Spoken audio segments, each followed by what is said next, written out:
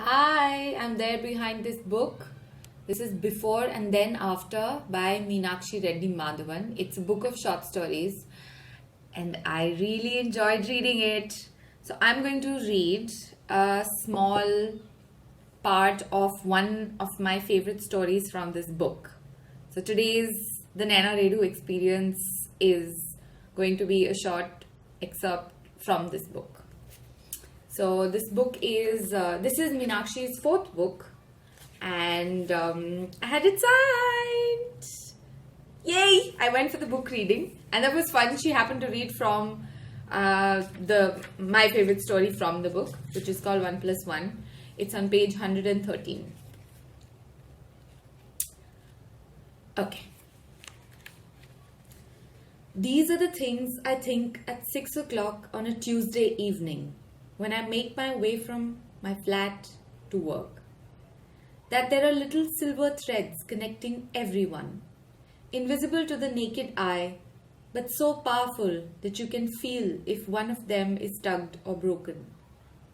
The threads grow stronger if you love someone, and they stretch no matter where the person is. They lead from your heart to theirs. My threads used to be a cluster, but now there are just a few, leading from my heart to Chandigarh, to London, to Toronto.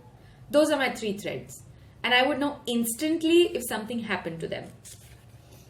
That when someone asks for a clever drink, something they've read about somewhere, and you want to make for them, that they look at you with arrogance and challenge in their eyes, and when you make it perfectly and set it down in front of them, your masterpiece, and they sip it and don't like it, that it should be okay to give them a punch in the face. That nothing itches more than the new uniform you've been told to wear. You don't know what it is. You've cut out the scratchy tag and soaked it in a bucket of water to get rid of the starch. But still, as you're making your way to work, you feel it chafing at your neck and under your arms, and you want to rip it off and chuck it in the nearest bin. And then you wonder what the reaction on the metro would be if you were stark naked. This large, naked man, finally free of his restricting uniform. This makes me laugh, and then people look at me strangely. That the girls who lean over so their cleavage is exposed and their breasts are resting on the bar, who try and wheedle me out of free drinks, don't even have to do all of that. If it's the right time of the evening and they ask politely, I would give them a free drink anyway. But since they don't know that, and I'm not one to turn down a glimpse of well-shaped breasts, I'm not going to tell them. My manager likes to keep the girls happy. We are a new bar in a new location. In the same location, in fact, that 3 bars have opened before and swiftly closed down in less than a year. We are bar number 4, called the Chameleon, which is an unfortunate name to have because no one can pronounce it correctly. I overheard a waiter taking a reservation on the phone and saying, "Hello, Chameleon." I had a word with the manager about that, and later that evening we were all given a tutorial on how to say the name properly. Cha to sound like car, said the manager. I had to attend even though I knew how to say it because the manager said it would set a bad precedent. Later, I heard the bouncers joking about Carmeleon and how people should just stick to good old-fashioned Indian names. What would you call a bar if you owned it? Asked one bouncer of the other. And he smiled and said, I'd call it Raju yaar, after me.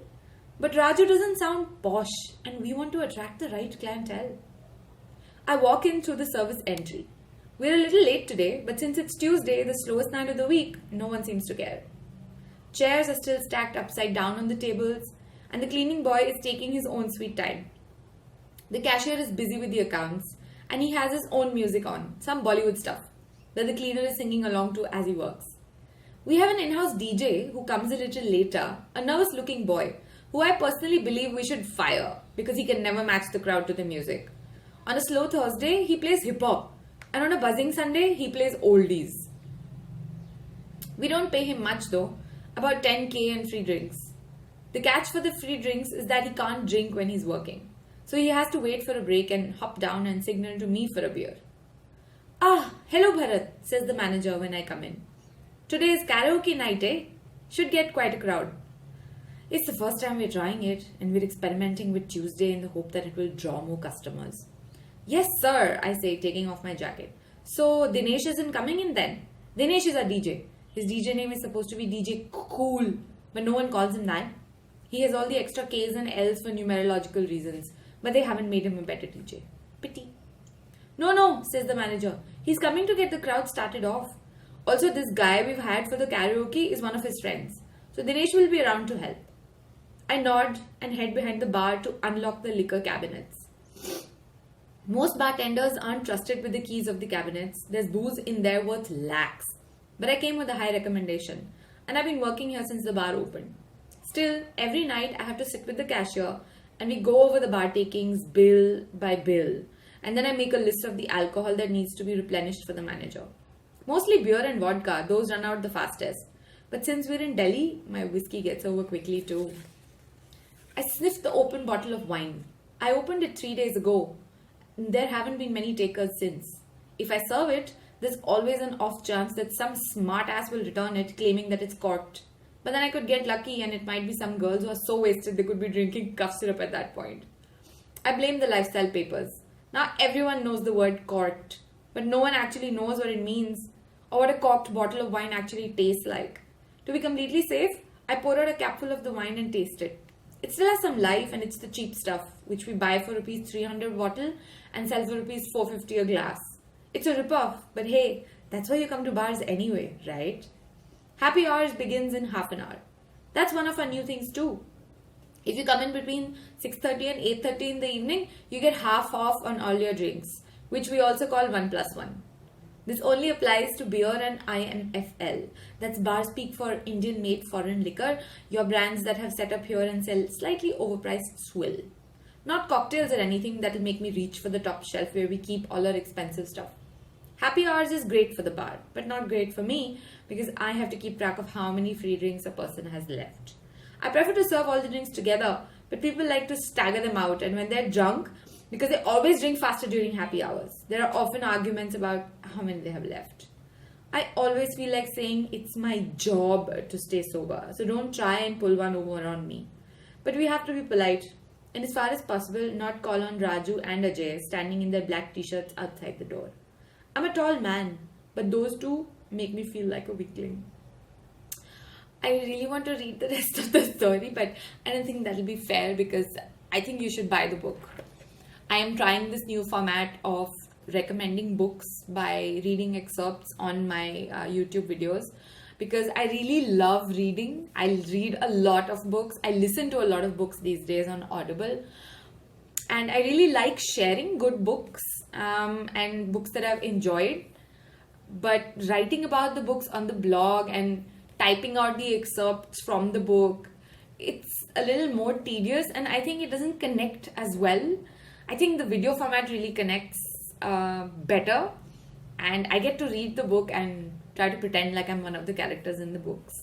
So 1+1 is one of my favorite stories in this book, which is Before and Then After by Naina Redhu Madhavan. She's already out with a 5th book, which the name I forget, but I'm on it. And I've also asked her to write another book of short stories because I love reading short stories. It's so much fun. Obviously, short stories in literature, I've been a huge fan since I started reading. So I was really, really happy to see an Indian author doing a really good set of short stories.